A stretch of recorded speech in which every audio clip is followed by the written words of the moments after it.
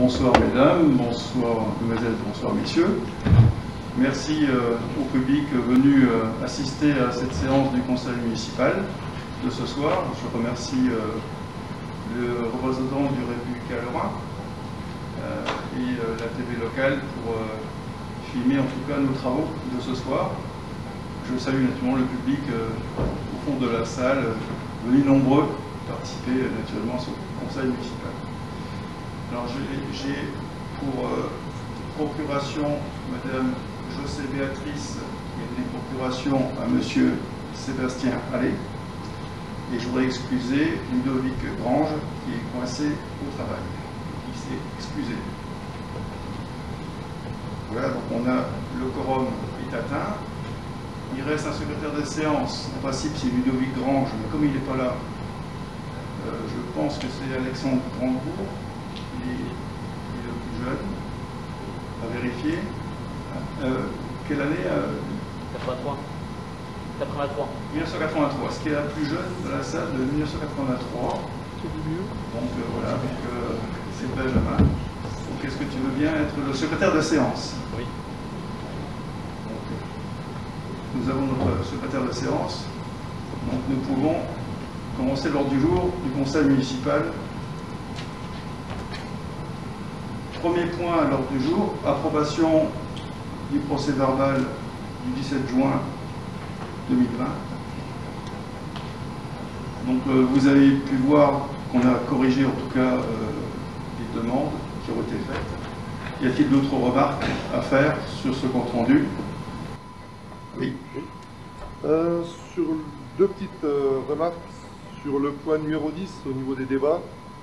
Monsieur Sébastien Allais avait indiqué qu'il était difficile de voter des prix au point 14 alors qu'aucun représentant de la liste, de notre liste ne faisait partie du conseil et ce point-là n'a pas été indiqué. Donc c'est juste une question que les 4 mémoires puissent comprendre le pourquoi de nos votes. Et surtout le point numéro 13 où ce qui est indiqué en termes de vote est erroné. À savoir que nous n'avons pas voté contre, mais nous nous sommes abstenus. On revient au point numéro... le point 13, vite. Le 13. Point 13, il y avait l'abstention. 5 voix contre. Donc c'est 5 abstentions. Ok, donc ça va être corrigé. Et ensuite, c'était le point 10, c'est ça? C'était le point 10, si on pouvait juste compléter le fait que M. Allais avait indiqué qu'il nous était difficile de voter des prix au point 14, alors que nous n'avons aucun représentant au conseil d'exploitation de l'épicerie. Donc, M. Allais demande la parole à la création d'une épicerie communale à Capnum et un service nécessaire à la population et qui est favorable. Il rejette cependant que les membres d'opposition ne soient pas associés au sein du conseil d'exploitation. C'est ça? Oui. Et vous souhaitez mettre quoi? Compléter le fait qu'il nous était difficile de voter les prix au point 14 si aucun représentant de notre liste ne faisait partie du conseil d'exploitation. C'est point 4, je pense que ça a été dit au point 14, me semble.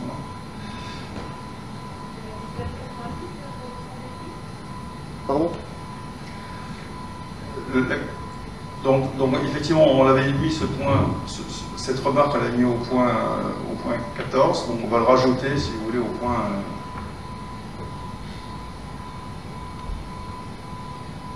S'il vous plaît. Moi, il me semble qu'effectivement, ça avait été sous-entendu, mais ça n'avait pas été dit. C'est comme ça que... Non, c'était sur la vidéo, on a regardé. Ouais. Moi, je l'avais bien compris, sous-entendu comme ça, mais pas forcément dit. Peut-être à contrôler. Bon, peut-être à contrôler. Bon, on prend en compte d'autres marques, ça sera rajouté. En fait, on avait dit la même chose au point 14, donc ça sera rajouté effectivement au point 13. D'autres marques? Non. Donc ces deux points seront pris en compte. On va passer au vote. Qui s'abstient? Qui vote contre? Je vous remercie.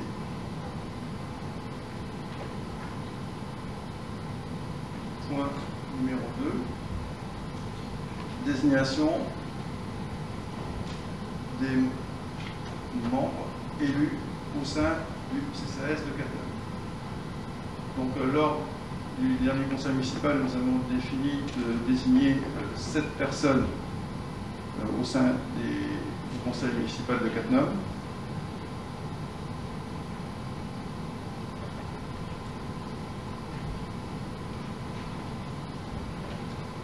Et nous avons 7 non-élus qui ont fait une parution dans la presse, dont nous attendons encore les dernières lettres pour les 7 non-élus, pour représenter en fait les 14 membres, sachant que le 15e étant le maire, d'office le maire, et donc le président du CCAS. Donc la désignation des représentants élus au sein du CCAS s'effectue donc à bulletin secret, au scrutin de liste, à la représentation proportionnelle et au plus fort reste, sans panachage, ni vote préférentiel. Moi, je vous propose de ne pas voter à bulletin secret, mais il faut que l'ensemble du Conseil soit d'accord pour le faire. Est-ce que quelqu'un est contre le fait de ne pas voter à bulletin secret, du fait que j'ai effectivement une proposition de liste qui est composée de Christine Acker, de Muriel Macaigne, Jacqueline Caron, Morissette Lénige, Chantal Crémer, Isabelle Lacoste-Renaud et Hassan Fati. Est-ce qu'il y a une autre liste qui se présente ou pas? Non. Est-ce que vous êtes d'accord à ne pas voter à bulletin secret? Est-ce que quelqu'un s'oppose? Quelqu'un est contre? Donc il n'y a qu'une liste, donc je demande de passer au vote. Donc à l'issue des personnes que j'ai nommées, à savoir Christine Acker, Muriel Macaigne, Jacqueline Caron, Morissette Lénige, Chantal Crémer, Isabelle Lacoste-Renaud et Hassan Fadi, si vous votez pour, les gens sont immédiatement installés vis-à-vis de cette liste du CCAS de Cattenom. Voilà. Qui s'abstient? Qui est contre? Unanimité. Je vous remercie.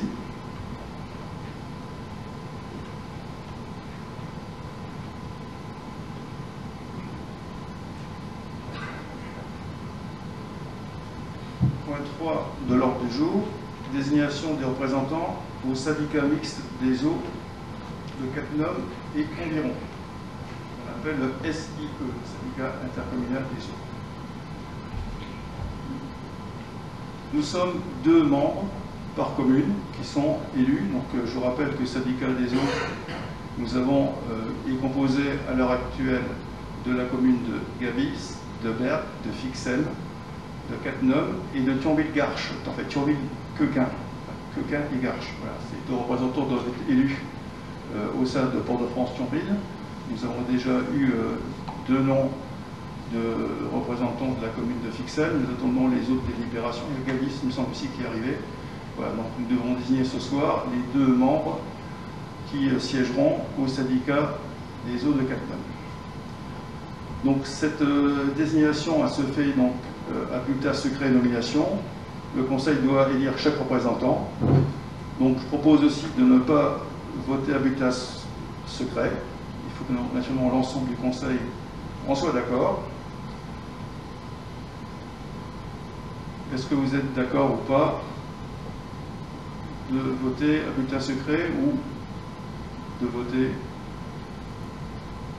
Y a-t-il une opposition? Non. Donc les 2 représentants pour la commune de Cattenom, je propose Éric Thiel et Bernard Zaner.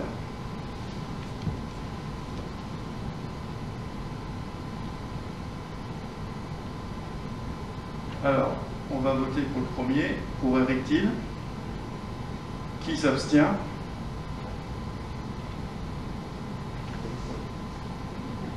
Il y a 4 personnes plus une procuration, donc ça fait 5. Qui est contre?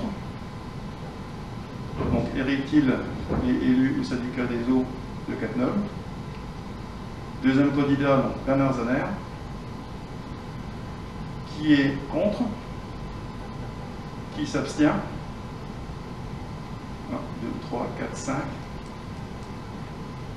Donc Bernard Zaner est élu au syndicat des eaux de Cattenom.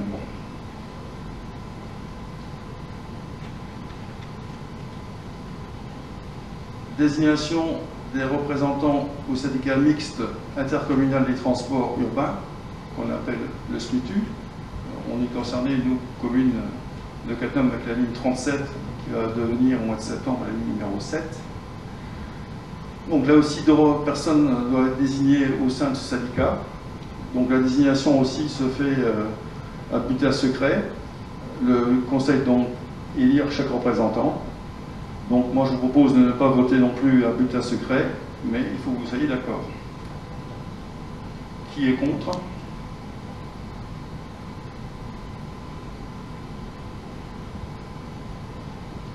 Je répète ma question, qui est contre? Ok, donc on va proposer le premier représentant. Donc premier représentant pour le SMITU, je siégeais à ce syndicat et naturellement je compte me représenter. Donc Bernard Zaner, je suis candidat pour ce poste. Qui est contre? Qui s'abstient?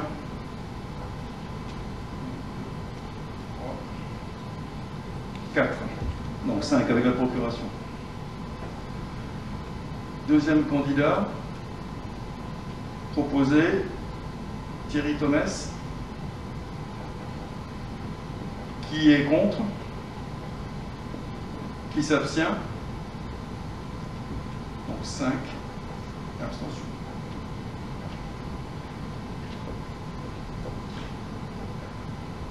Point 5 de l'ordre du jour. Désignation des représentants de la commission locale d'évaluation des charges transférées, qu'on appelle la CLET. Donc la CLET, pour expliquer au public ou aux personnes qui ne savent pas de quoi il s'agit, en fait, chaque fois que la communauté de communes prend une compétence et que forcément ça réduit les dépenses de la commune, ben, cette commission se réunit pour regarder effectivement l'économie entre guillemets que la commune fait, du fait que cette prise de compétence fait que les charges en fait subies par la commune soient supportées par la commune. Et donc on va regarder sur les dotations solidarité si on baisse ou pas la dotation correspondante. Après le montant il est défini par la CLET, est-ce que c'est 100%, 50%, ça discute au niveau de cette commission locale. Donc là c'est pareil, je propose de ne pas effectuer le vote à bulletin secret, mais encore une fois, il faut que le Conseil en soit d'accord. Y a-t-il quelqu'un qui s'oppose? Non? D'accord, pour voter ainsi. Donc, les 2 candidats qui vont se présenter, donc un titulaire, un suppléant. Donc, en termes de titulaire, je le propose. Donc, je faisais partie déjà de cette commission sous le mandat précédent. Voilà, donc Bernard Zaner qui se présente. Y a-t-il d'autres candidats? Non. Donc je suis nommé immédiatement à cette commission, il n'y a pas de vote. Ensuite, il faut naturellement un suppléant. Ça peut arriver qu'effectivement je peux ne pas être disponible. Donc je propose la candidature d'Hervé Grould en suppléant de la CLET. Y a-t-il d'autres candidats? Non. Donc Hervé Grould est installé aussi immédiatement en tant que suppléant de la CLET. Je vous remercie.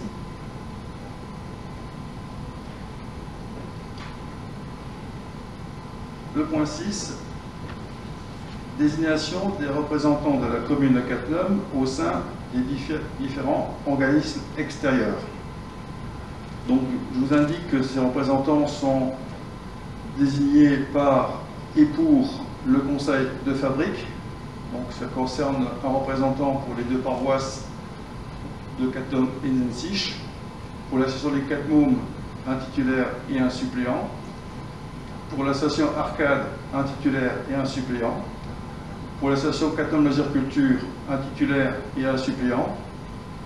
Pour l'association Apadic, L'association APADIC, c'est l'association qui gère en fait la résidence d'automne de Cattenom, qui est en fait dont le bâtiment appartient à la communauté de communes. Voilà, et l'association, c'est elle qui gère la maison de retraite. Donc là, il faut un titulaire. Au niveau du conseil d'administration du collège, il faut un titulaire et un suppléant. Pour l'association des communes forestières, il faut un titulaire et un suppléant. Et pour les correspondants de défense, il faut un représentant. Donc là, c'est pareil, c'est la désignation doit s'effectuer à bulletin secret. Moi, je vous propose de ne pas voter à bulletin secret, mais encore une fois, il faut que l'ensemble du conseil soit d'accord. Quelqu'un s'oppose au vote à bulletin secret? Non.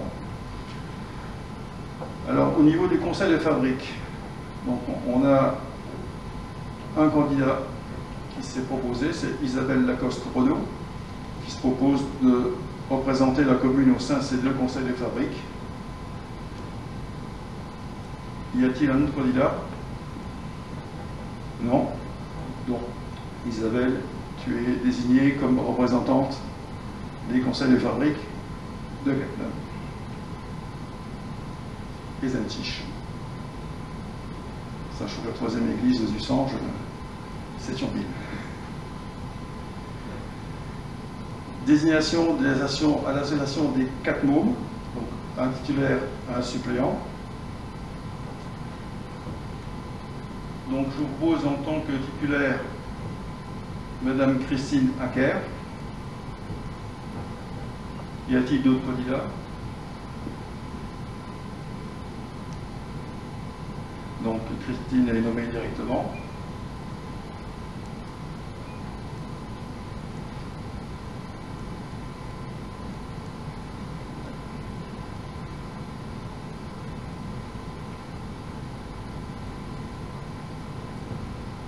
Pour le poste de suppléant, la candidate est Madame Chantal Kramer.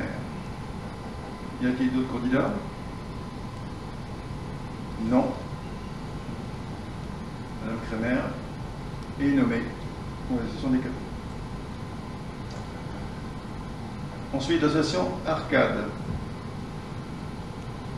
Donc, titulaire, Madame Karine Chapucci.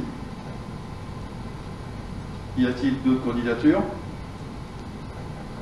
Non. Bon, Karine, tu es installée au niveau de l'association Arcade. La suppléante, Muriel Macken, se présente comme suppléante. Y a-t-il d'autres candidats? Non. Muriel, tu es désignée comme suppléante à l'association Arcade. À l'association Cattenom Loisirs Culture, donc un titulaire et un suppléant. Pour le titulaire, Karine Chapucci. Y a-t-il d'autres candidats? Non. Karine, tu représenteras aussi Cattenom Loisirs Culture pour la commune de Cattenom. Pour le poste de suppléant, Muriel Macken se présente comme poste de suppléant. Y a-t-il d'autres candidats? Non. Muriel, tu es suppléante à Cattenom Loisirs Culture. Au niveau de l'APADIC, donc je vous rappelle, c'est l'association qui gère la résidence d'automne. Donc j'ai Madame Isabelle Lacoste-Renaud qui est volontaire et se présente. Y a-t-il un autre candidat? Non. Bon, Isabelle, tu représenteras la commune de Cattenom au sein de l'APADIC. Au conseil d'administration du collège, donc il faut un titulaire, un suppléant. En poste titulaire, je propose Christine Acker comme titulaire, du fait qu'elle s'occupe des écoles et ça va de pair avec le collège. Y a-t-il d'autres candidats? Non. Bon, Christine, tu es installée au conseil d'administration du collège. Une information que je vous donne, tant que je l'ai en tête, monsieur le principal du collège nous a annoncé son départ de la commune de Cattenom pour être muté à Gondorge. Qui travaille, nous a fait son dernier conseil d'administration. Et donc un nouveau principal du collège sera nommé. On ne sait pas si ce sera un homme ou une femme, ce sera la surprise à la rentrée. En poste suppléant au conseil d'administration du collège, je me propose moi, Bernard Zaner. Y a-t-il d'autres candidats? Non. Bon, je suis donc suppléant au niveau du collège.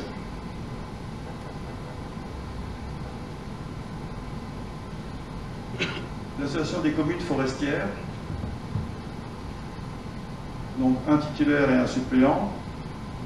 Donc comme Bernard Dorchy s'occupe de la forêt, il me paraissait normal qu'il représente la commune de Cattenom au sein de l'association des communes forestières. Donc Bernard Dorchy est volontaire pour être titulaire. Y a-t-il d'autres candidats? Non.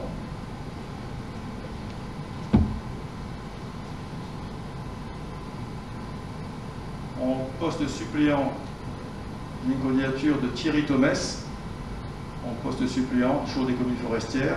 Y a-t-il d'autres candidats? Non. Donc Thierry Thomès, tu seras suppléant des communes forestières. Enfin, un correspondant de défense. Donc là, il nous faut un titulaire. C'est Ludovic Grange qui s'est proposé pour être correspondant défense. Y a-t-il d'autres candidats? Non. Donc, Ludovic est élu.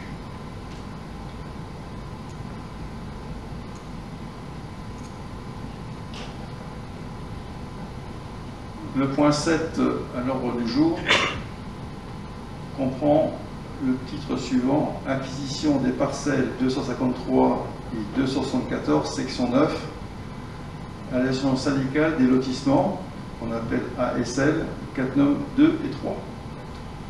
Alors c'est une histoire qui date de 1983, qui fait que la cité EDF avait un transformateur et qui alimentait forcément l'ensemble de la cité EDF, les 53 pavillons. Entre-temps, EDF a revendu ses logements et finalement l'artifice qui a été trouvé pour assurer l'alimentation électrique, c'est que ce lotissement soit naturellement géré par une association syndicale des lotissements qui font que il devait faire une réunion par an, il devait un peu de charge et finalement pour pas grand chose, du fait que depuis la commune a créé d'autres lotissements, d'autres maisons à côté, et que ces transformateurs qui ont été installés finalement alimentent toute la partie rive gauche de la rue et plus uniquement la cité EDF. Donc finalement, ce qui vous est proposé ce soir, c'est que finalement la commune devienne acquéreur finalement de ces bâtiments qui abritent le transformateur, sachant que la communauté de communes est environ, c'est elle qui a l'autorité organisatrice de la distribution de l'énergie au compte de ces 20 communes membres, et qu'à ce titre, l'entretien et la maintenance des transformateurs est de compétences communautaires. Les biens nécessaires à l'exercice de cette compétence étant notamment mis à disposition par les communes. Et en outre, cette compétence a été déléguée par la commune à la société Enedis, qui est l'ancienne distribution ERDF, qu'on appelle maintenant Enedis. Voilà, donc nous, on a reçu un courrier de l'ASL pour la mairie de Cattenom, pour la rétrocession, à titre gratuit, de ces deux parcelles et des transformateurs électriques. Donc moi, je vous demande d'accepter l'acquisition de ces deux parcelles à titre gratuit, ces deux dernières étant mises à disposition naturellement de la communauté de communes de Cattenom et environ. Au regard du montant de la transaction, je vous propose qu'on rédige un acte d'acquisition en la forme administrative. Voilà, donc je souhaite, en tout cas, je demande le conseil d'accepter l'acquisition de ces parcelles, donc 253-274, section 9, située à Cattenom, propriété de l'association syndicale du lotissement site EDF à titre gratuit, à acter la finalisation et la transaction par un acte administratif rédigé par la commune de Cattenom, à demander l'exonération des droits d'enregistrement au titre de l'article 1042 du Code général des impôts et à autoriser M. Bernard Dorchy, premier adjoint au maire, à signer l'acte en forme administrative et dire que ces deux parcelles seront mises à disposition de la communauté de communes de Cattenom et environ pour l'exercice de sa compétence en tant qu'autorité organisatrice de la distribution de l'énergie. J'espère que j'ai été suffisamment clair. Est-ce qu'il y a-t-il des questions? On n'est pas les seules communes concernées. Terville a fait la même chose, Mondorf a fait la même chose. Il reste encore des litiges aussi à Sierre-les-Bains et à Étrange. Voilà, donc je proposerai aux maires concernés de prendre la même délibération en conseil municipal pour finaliser l'ensemble de ces rétrocessions de cette manière. Voilà, on va passer au vote. Qui est contre? Qui s'abstient? Je vous remercie. Unanimité.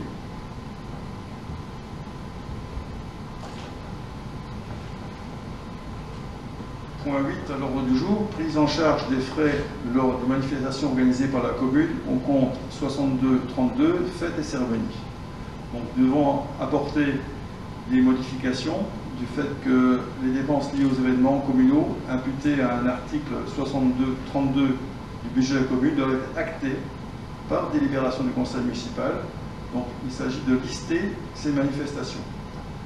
Donc je propose en tout cas de lister dans l'article fêtes et cérémonies, dans la limite naturellement des crédits inscrits au budget, les prestations protocolaires, donc tout ce qui est coupe, fleurs, médailles, gerbes, coffrets, bons cadeaux, stylos, cadeaux, sacs de mariage, cadeaux des noces, cadeaux de doyens, doyennes, cadeaux d'hiver, départ en retraite du personnel, des enseignants, dépenses pour les naissances, décès, mariage, anniversaire, manifestations communales diverses, les vœux du maire, la fête de Saint-Nicolas, la fête de la musique, la fête de Catnum, la fête de Zensich, les estivales le 14 juillet, la fête de la bière, Octobre Rose, 11 novembre, goûter des anciens, excursion des anciens, repas des anciens, remise des prix pour les maisons fleuries, remise des prix pour les maisons décorées à Noël, remise des prix pour les maisons décorées à Halloween, différents vins d'honneur et événements protocolaires, différents repas organisés par la commune, repas annuel de bénévoles pour les services rendus,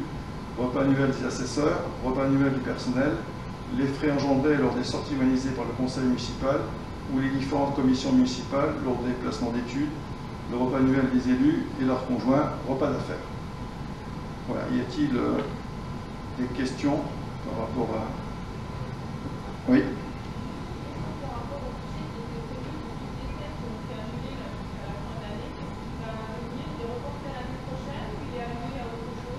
Alors c'est du fonctionnement, en fait, c'est des dépenses dites de fonctionnement. Donc en fait, on a un montant qui est prévu et le montant, je dirais, qui n'est pas dépensé sera réaffecté à l'issue du budget précédent, enfin du prochain budget. Ce sera au conseil de décider l'affectation des comptes. Du fait qu'on fait toujours l'écart de cette dépense. Oui, Eric? Je propose de rajouter 60 ans de mariage. Les 60 ans de mariage, oui, effectivement, on a précisé, on a précisé 50. C'est vrai qu'il faut préciser 60 ans. On a déjà eu des 60 ans de mariage à fêter, effectivement. Pour l'instant, on n'a pas été au-delà de mémoire. C'est un bel exploit déjà, 60 ans de mariage. On rajoute 60 ans de mariage. Y a-t-il d'autres propositions qu'on aurait oubliées? Non. S'il vous plaît. Oui. C'est quoi la question? Effectivement, ce genre de choses n'a jamais été voté. C'est nouveau? C'est un nouvel article de loi? Non, c'était voté l'année dernière et la perception maintenant valide. En fait, on doit préciser maintenant dans les fêtes des manifestations tout ce qu'on comprend. Donc on avait voté l'année dernière aussi. On avait rajouté Octobre Rose notamment et la fête de la bière. Voilà. Et donc là, avec le nouveau conseil, c'est pareil, il faut repasser au vote l'ensemble des fêtes qui sont prévues. Qu'est-ce qu'on va imputer dans cet article et quand les factures arrivent, la perception vérifie. Donc c'est-à-dire que le conseil aura, suivant pour chaque manifestation, le coût alloué à ces manifestations? L'objectif de chaque fois qu'on représentera une dépense, il faudra qu'on précise le montant de la dépense et la perception va vérifier qu'effectivement, dans la libération du conseil municipal, figure bien cette liste. Donc au budget, il y aura pour une ligne pour chaque? Non, il y a un budget global qui est fait. Après, on pourra demander à la finance, effectivement, de regarder à chaque fête ce que ça a coûté. Mais on a un article complet. Simplement, c'est quand une facture arrive, la perception vérifie qu'effectivement, c'est bien la fête de la bière et que la délibération a été prise par le conseil. C'est l'objet de la délibération.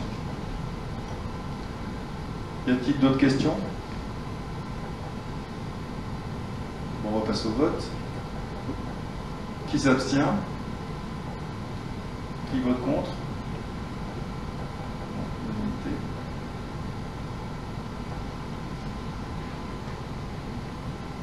Le point 9, budget principal, décision modificative numéro 2.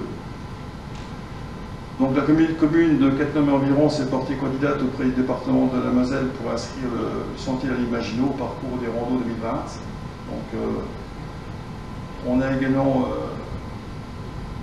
partie prenante au niveau de la commune, le club vosgien et l'association de l'Imaginot. Donc le financement de ce projet est réparti comme suit. La commune prend en charge le balisage du chantier qui est réalisé donc par le club vosgien. La commune prend en charge les opérations de sécurisation et d'ouverture de la servitude. Les coûts liés à la prise en charge des panneaux d'information et de sentier et des points d'intérêt qui n'étaient pas estimés lors de l'évaluation du BP, donc budget primitif 2020, et aucune partie n'est identifiée pour le financement. Lors de la dernière réunion du suivi de dossier, et conformément au cahier des charges élaboré par le groupe de travail, le montant des travaux de sécurisation des abords des ouvrages a été réévalué suite à la réception des premiers devis. Et par ailleurs, la commune a confirmé par courrier en juin 2020 que les frais afférents à la signalétique ne relèvent pas de sa compétence. Donc, je vous invite à accepter la prise en charge par la commune de ces frais à inscrire dans les crédits afférents au budget, suivant la décision modificative numéro 2. Donc, on prend de l'argent sur la chaufferie bois, donc un montant de 10 000 € pour replacer sur les sites fortifiés de 10 000 €. Voilà. On prend de l'argent sur la partie chaufferie bois pour les placer sur les sites fortifiés. Voilà, je vous demande d'accepter cette décision modificative au budget de la commune. S'il n'y a pas de questions. Oui. Pourquoi on récupère 10 000 € sur la chaufferie bois? Est-ce que c'est parce que la chaufferie est retardée et que c'est pas... Là, en fait, c'est là qu'on a plus de crédit et qu'on ne dépensera pas tout. Donc plutôt qu'on prend de l'argent là où il y en a et voilà, on réaffecte à l'endroit où il en manque. D'accord. Dans ce que vous nous avez expliqué, vous avez aussi expliqué que la CCE prend en charge le balisage du sentier et que vous avez reçu un courrier disant que finalement elle ne prenait pas en charge la signalisation. Oui. Quelle est la différence du coup entre balisage et signalisation? Je vais demander à Bernard Dorchy de répondre. Ouais, en fait, le balisage du sentier, bon, pour expliquer un petit peu ce sentier, donc ce sentier a été relancé, c'était un projet qui datait de 2009 et 2010, il a été relancé en 2018 et j'ai pris en charge le suivi de ce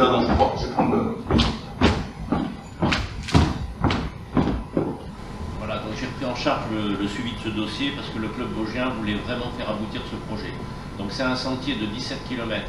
Ce sentier part de la Stèle de la Moselle et va jusqu'à Zuttrich. Et la proposition de ce sentier, c'est qu'il passe par les différents ouvrages de la ligne Maginot. Donc il s'est trouvé que les parties prenantes étaient nombreuses pour que cette réalisation se fasse, qui avait été à l'époque annulée, en fait abandonnée, suite à une objection des chasseurs qui ne voulaient pas qu'on fasse passer un sentier dans les différentes forêts et qui pouvait être adjacent ou parcourir une partie de leur lot de chasse. Donc, suite à un changement d'adjudicateur de la chasse, on a pu relancer ce dossier en 2018 et donc pour le faire aboutir. Donc pour le faire aboutir, les parties prenantes sont le club vosgien, les premiers, puisque c'est les demandeurs, l'association de la Imaginot parce qu'on passe devant leurs ouvrages, la commune de Cattenom parce que c'est sur son territoire, et la CCCE parce que c'est la CCCE qui a la compétence des sentiers du club vosgien. Voilà. Donc, votre question, c'était par rapport...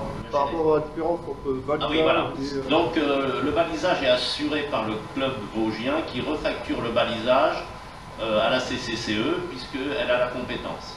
Par contre, la CCCE ne prend pas en charge la sécurisation des ouvrages. Donc ça, la commune de Cattenom, elle l'a prise. Et tout ce qui est panneau pédagogique et signalétique du parcours, qui est différent du balisage. Le balisage, c'est les petits codes couleurs. Tout ce qui est information pédagogique, tout ce qui est en fait signalétique des dangers, etc. Donc la CCCE dit que c'est pas dans sa compétence et donc nous on prend en charge. Ce Ce qui fait qu'on a besoin d'une modification budgétaire pour pouvoir payer ce balisage. Donc on voudrait que ce sentier aboutisse, il sera complètement abouti pour fin septembre, et on pense l'inaugurer avec toutes les parties prenantes, y compris la CCCE, en 2021, quand les choses seront plus saines au niveau sanitaire. Voilà. Mais le sentier sera déjà ouvert et passera notamment par la passerelle qui est confectionnée avec une baleine de l'ancien pont de Capnum. Donc on aura tout un parcours historique et pédagogique très intéressant sur ce sentier-là. Voilà. Donc ça vaut la dépense, je pense, que l'on a entamée.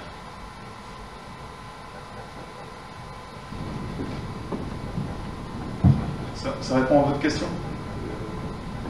Donc je remercie Bernard Dorchy qui a travaillé depuis de longues années à sa réalisation de parcours. Ça a été effectivement une discussion assez difficile avec les chasseurs. Voilà, et Bernard, comme il est têtu et qui réussit à convaincre, on a trouvé effectivement l'intérêt commun pour que ce sentier puisse se réaliser. Alors, merci Bernard en tout cas du travail accompli. Juste une question de têtu, c'est une qualité ou un défaut?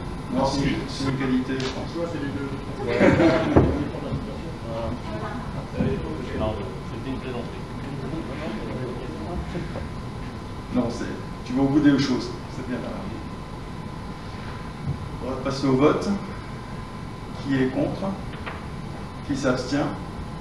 Je vous remercie. Le point 10 me concerne. Donc, je vais m'abstenir de participer à la fois au débat et à la présentation de ce point. Et je quitte la salle et je passe la parole à Eric Thiel.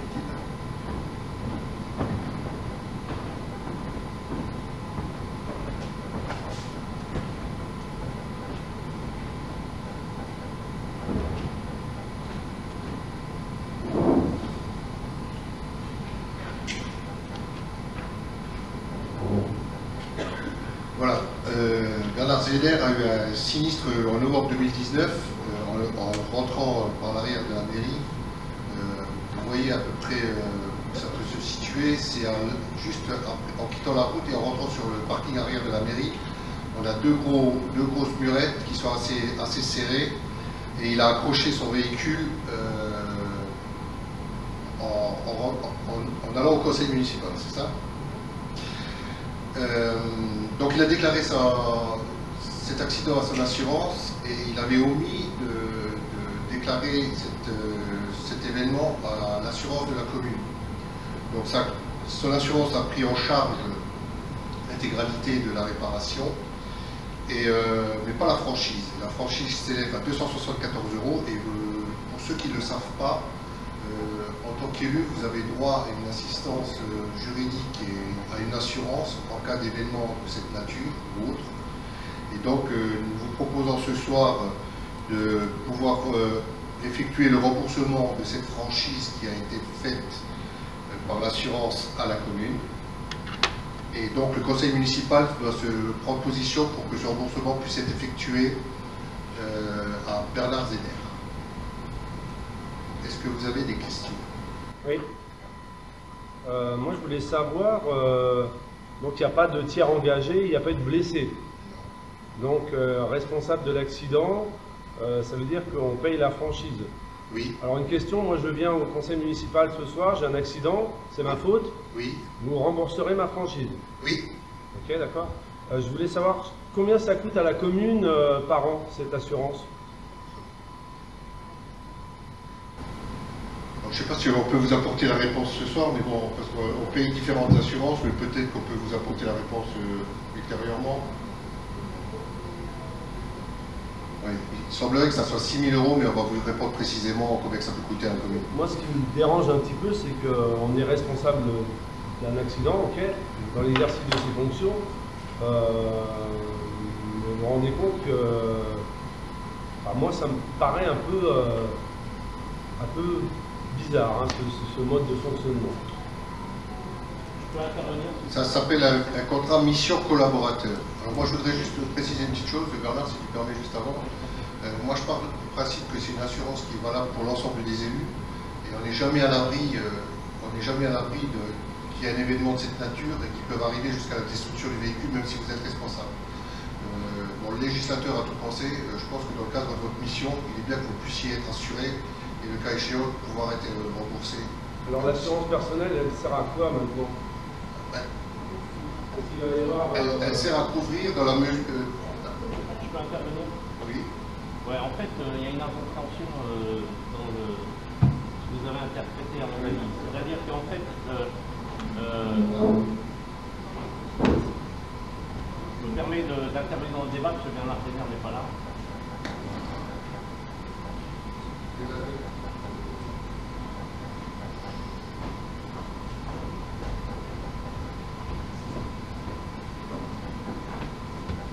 Anthony, vous me direz si ce que j'énonce est complètement vrai. En fait, ce qui a été évoqué par Eric Thiel, c'est que la commune a une assurance. Ça veut dire que si vous avez un accident avec votre véhicule, vous déclarez à l'assurance de la commune, vous ne déclarez pas à votre assurance privée. Dans l'exercice des fonctions, c'est-à-dire si vous rentrez, vous avez un accident en arrivant au conseil municipal sur votre parcours, donc vous ne faites pas votre déclaration à votre propre assurance, vous faites la déclaration à l'assurance de la commune. Donc c'est comme ça que ça se passe. Voilà. Donc dans ce cas précis, Bernard Zener a fait sa déclaration à sa propre assurance parce qu'il ignorait qu'il pouvait utiliser l'assurance de la commune. Donc la délibération, elle consiste à rembourser les frais qu'il a eus parce qu'il n'a pas utilisé l'assurance de la commune. Moi, je pense que le truc est suffisamment clair et fait partie effectivement d'un geste qu'on peut faire suite à un accident comme ça. Et d'ailleurs le maire présent, l'ancien maire présent qui est M. Michel Chibi, en a déjà bénéficié pas mal de fois, plusieurs fois. Une fois. Une fois. Et moi aussi, Michel. Moi, j'ai juste une question pour répondre Oui, Oui. On parlait de balisage, de signalisation. Je trouve que ce parking-là n'est pas signalé, n'est pas balisé en fait. Ce n'est pas un vrai parking. Il faudrait peut-être faire quelque chose pour qu'on puisse... voilà. Oui, tout à fait. Alors, oui, on va rester sur le point et puis peut-être qu'après, on va passer au vote si vous... Et après, quand le maire revient, il pourra peut-être vous répondre. 6 000 € d'assurance pour une franchise de 275 €. Il me semble que ça fait beaucoup hein, pour la commune. On vous précisera le montant. C'est pour toute la flotte, c'est pour toute sa flotte. Oui, c'est pour toute la flotte de la commune. Hein. Ouais, c'est pour les employés. Camions, tracteurs, véhicules et les agents. Oui, ben, les véhicules professionnels, ça ne me dérange pas. Mais véhicules personnels... Non, et mais les agents, attendez, les agents aussi. Si vous ne souhaitez pas que cette assurance fonctionne pour vous, il n'y a aucun problème. Hein. C'est-à-dire que vous déclarez à votre... Ah, c'est obligatoire. Ah, voilà, c'est Voilà. obligatoire. Mais si vous ne voulez pas l'utiliser, Non, ne mais l'utilisez pas. moi je ne savais pas que c'était obligatoire. Non, mais si vous pensez qu'on profite de la commune en utilisant... Non, mais c'était vos propos précédents. je viens juste Donc, si vous souhaitez ne pas l'utiliser, ne l'utilisez Je pas. demande qu'on va passer au vote, si vous permettez. C'est obligatoire. Et est-ce qu'il y a encore des questions? Moi, je veux souligner une parenthèse. Moi, dans mon entreprise, j'ai eu un accident et c'est avec ma propre voiture parce que je travaille, c'est mon entreprise qui a pris en charge. Alors, renseignez-vous aussi dans votre entreprise. Donc je répète, c'est obligatoire, l'assurance est obligatoire. On va passer au vote. Il n'y a plus de questions. Qui est contre? Qui s'abstient?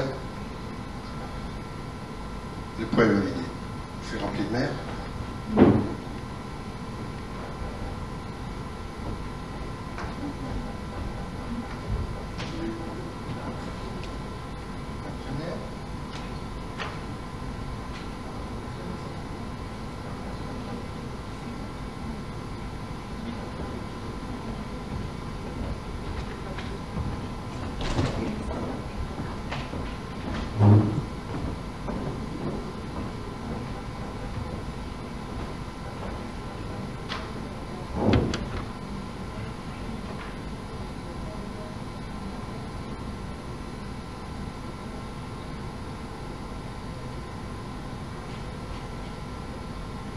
Oui, une question sur le balisage du parking arrière.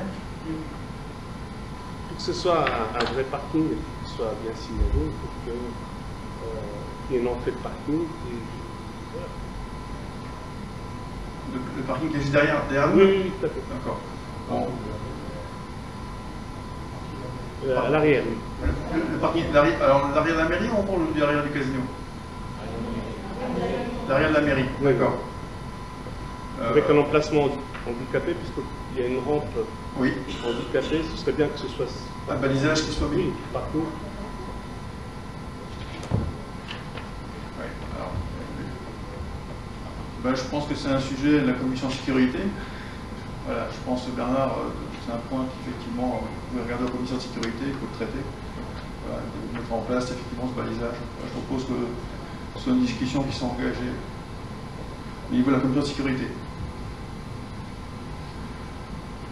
Le point 11 de l'ordre du jour, fixation des frais de remboursement pour les agents en mission ou en stage, revalorisation des frais de repas. Donc, lors des déplacements des agents territoriaux en mission ou en stage, les frais de repas sont pris en charge par la collectivité. L'indice des repas a été revalorisé à 17,50 € au 1er janvier 2020. Avant, on était à 15,25 €. Donc, le conseil municipal doit prendre en compte cette revalorisation. Il peut acter remboursement au réel, donc sur justificatif, ou forfaitaire. Au réel, l'agent, s'il dépense 15 €, ben, il sera remboursé 15 €. Au forfait, si l'agent dépense 15 €, il sera remboursé 17,50 €. Moi, je vous propose un remboursement au réel. Voilà, le conseil peut également décider d'appliquer une minoration de 50% des frais de repas si l'agent a la possibilité de se rendre dans un restaurant administratif, ce que vous proposez de conserver. Cette décision a été prise en 2018. Voilà, est-ce qu'il y a-t-il des questions? Je propose de passer au vote. Qui est contre? Qui s'abstient? Je vous remercie.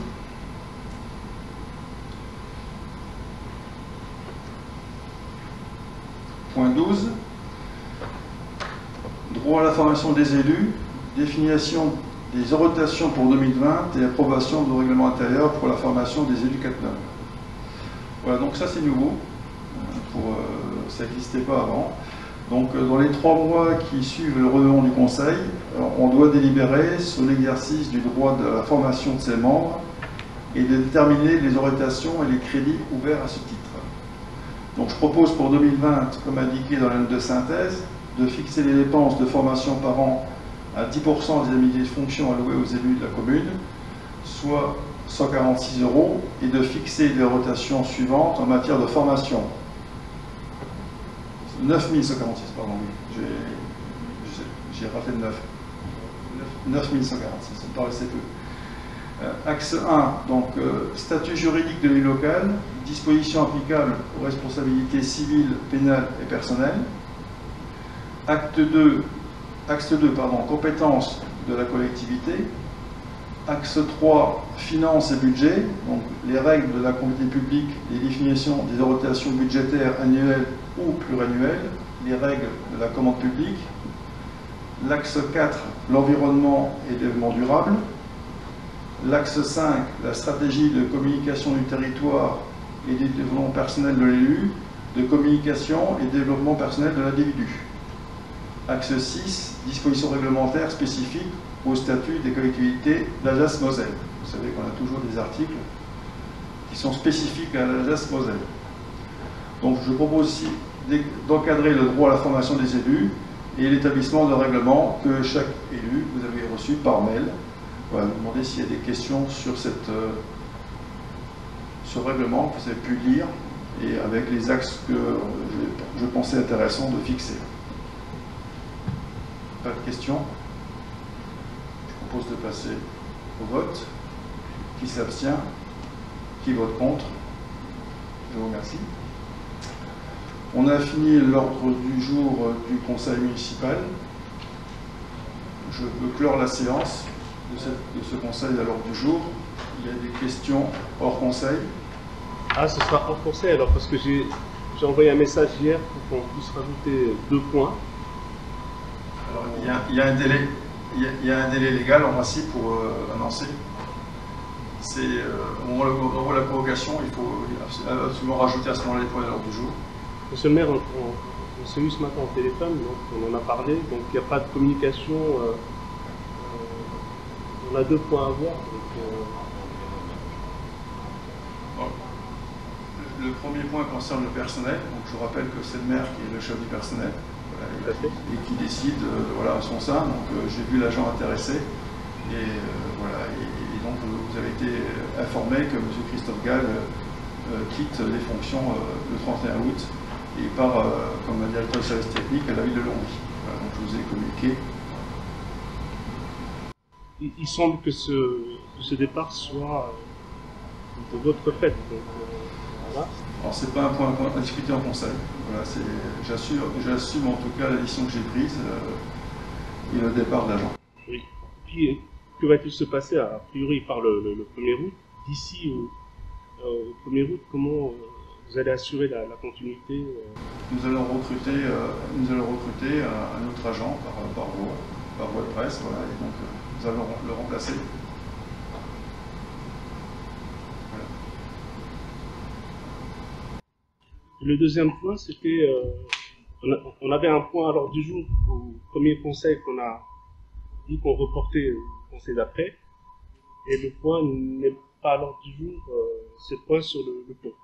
Donc, alors effectivement, nous avons reporté dans les conseils municipaux le point sur le pont avec le département. On avait reporté ce point éventuellement aujourd'hui, sauf que le département, on l'a rencontré, et en fait, ils doivent nous refaire un décompte complet et détaillé, en tout cas, sur effectivement les 90 000 et quelques euros qui étaient prévus dans la convention. Donc on a reçu les gens du département qui doivent nous renvoyer le document, et je voulais effectivement présenter au conseil municipal des choses claires sur effectivement ce qui est prévu, ce qui n'est pas prévu, ce qui restera à faire, pour que ce soit clair en tout cas pour les budgets futurs de la commune qu'on aura à finaliser éventuellement en 2021.